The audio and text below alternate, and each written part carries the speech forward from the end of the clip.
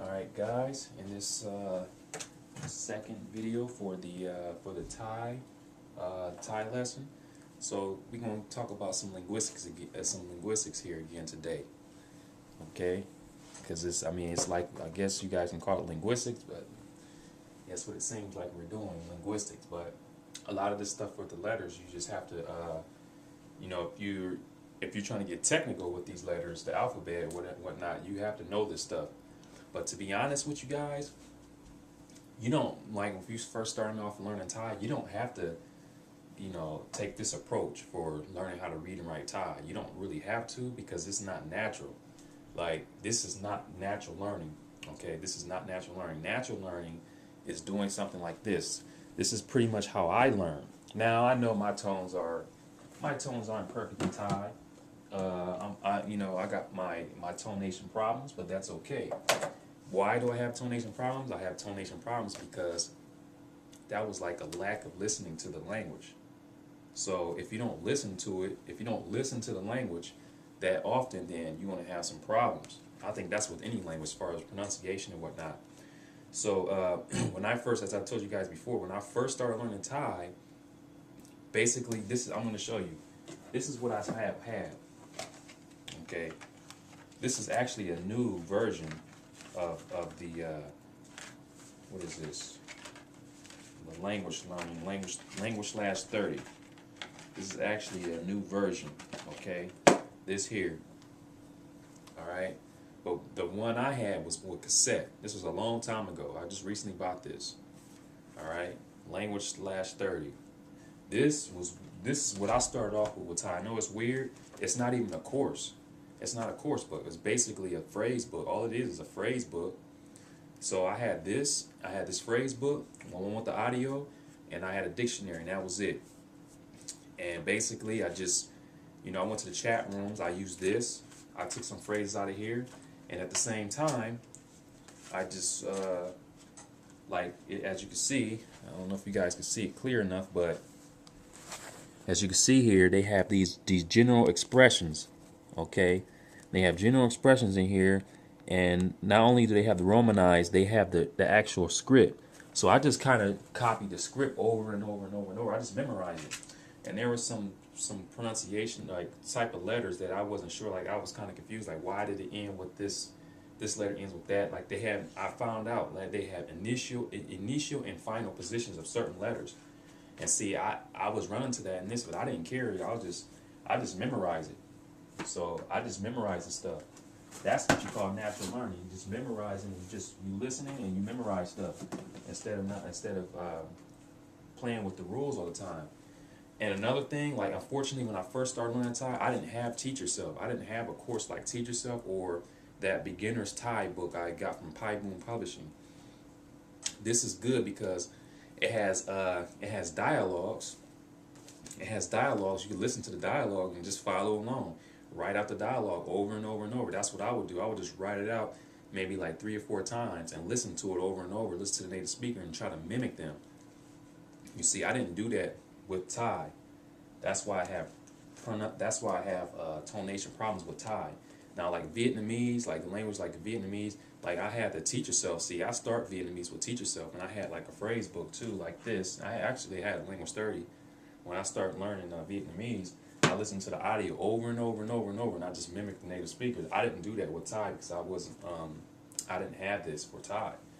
So if you guys are starting off with Thai, I would advise you, you can get either this phrase book or get this. Well, you definitely want to get this because it has the audio and the conversation. You can just listen to it over and over.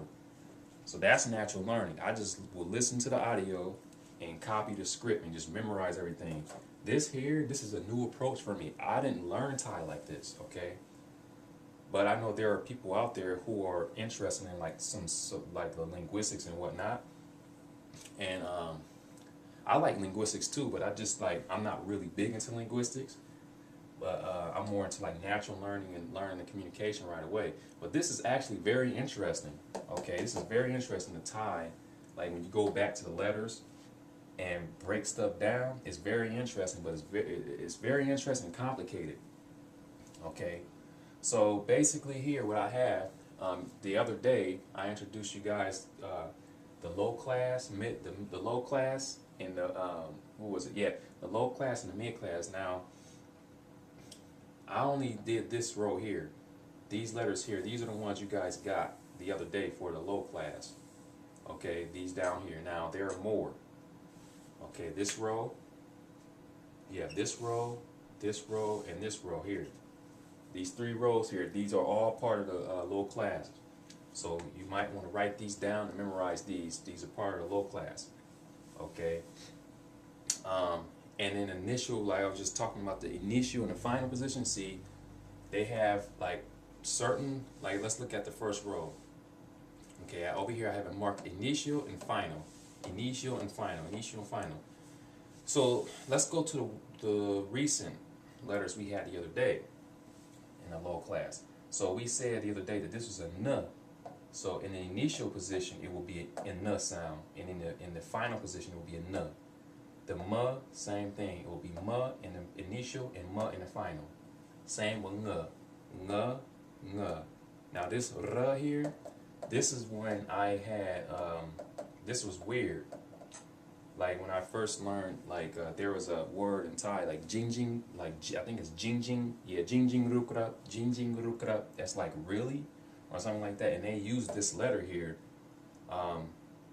They use it. Let me see if I remember how to spell it. It was something like this. I may spell it wrong, but oh shoot. Yeah, let's see here. Let's try it. I think it was like. And I just memorized this, you see. I didn't know the rule for this. Okay, see this here? I don't know if I spelled that right. I know it's close. But you have the j, ing, jing. This is just it's like if you guys are familiar with Japanese, it's just like this symbol here. Like tokidoki or wale, it doubles the word. Jing. So jing, this is like really, and I didn't understand. Like I knew this was a n, and I knew this was a j, and I knew this was like a short e, and I figured out that this was like a repetition, whatever you call it, a repeating character. And then here I couldn't understand why this was an n. Like I couldn't understand it. So they have like these initial and final positions here. So yeah.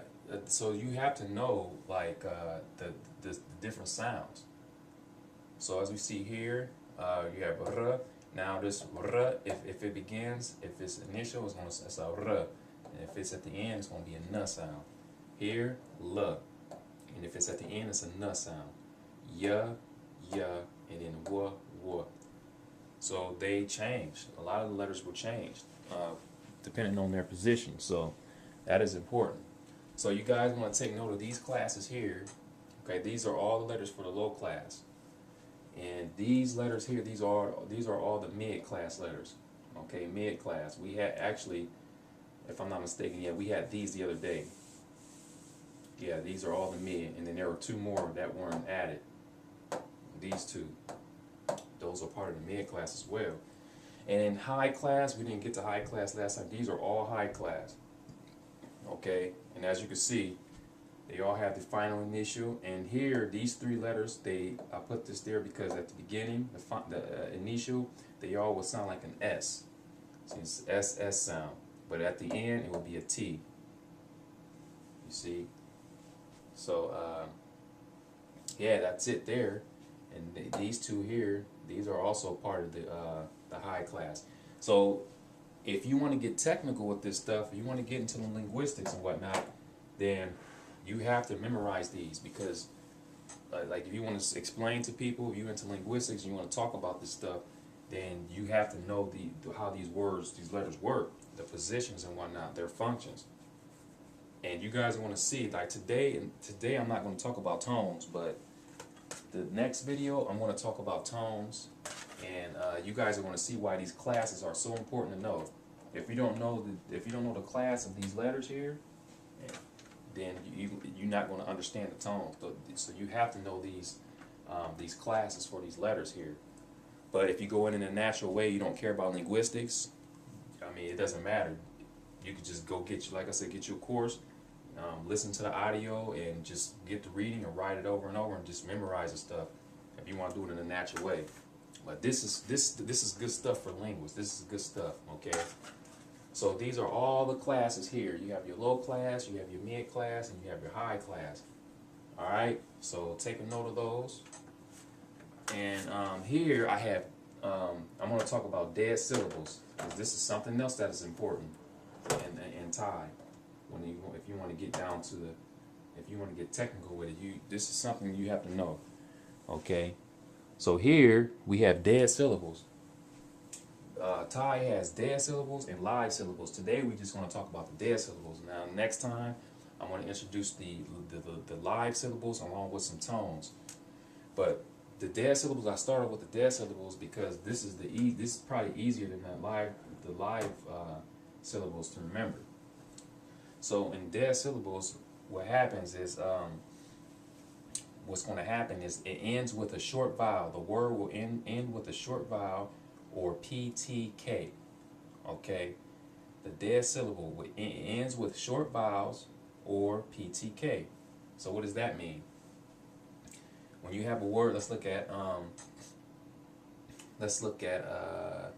with the short vowels. And we talked about the short vowels before. Short vowels, we have this E. This is a short vowel, E. And then we have this short vowel here, which is a U. And we have this short, this is not a short vowel. This is a long vowel. So let's look at E and U. Okay. When you have a word ending with the E or U, those are considered dead. Those are dead syllables. Okay, so like if I just take off this key, this t here, and I just had this key, that is considered a dead syllable because it ends with this this short vowel. All right. So keep that in mind. If it ends with a short vowel, nothing else attached to it, it's going to be considered a dead syllable. Now, PT or K, if it ends with PT or K. Now, this word here, reap, reap, reap. This is a dead syllable because why? Because it ends with a P. It ends with a P. As I said up here, PTK. It ends with a P. Reap. All right, so reap is a dead syllable. This is a dead syllable here. Okay. Now, this one here, keet.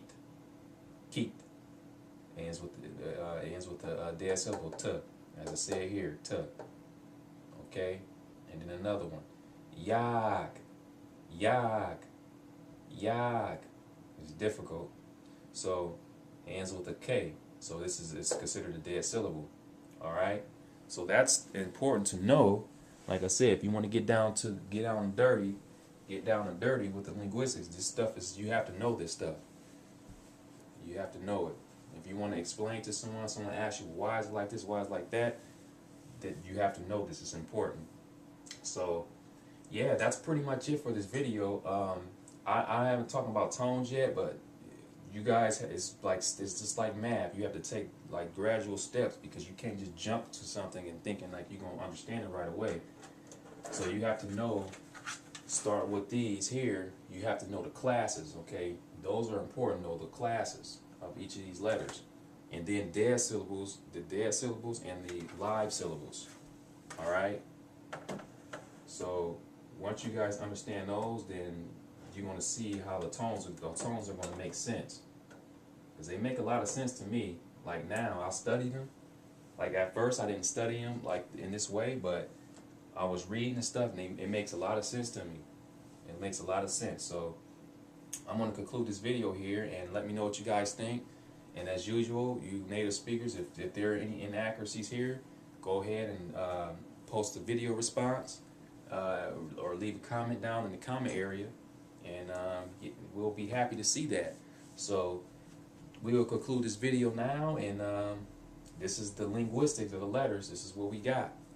So let me know what you guys think, and thanks for viewing the video.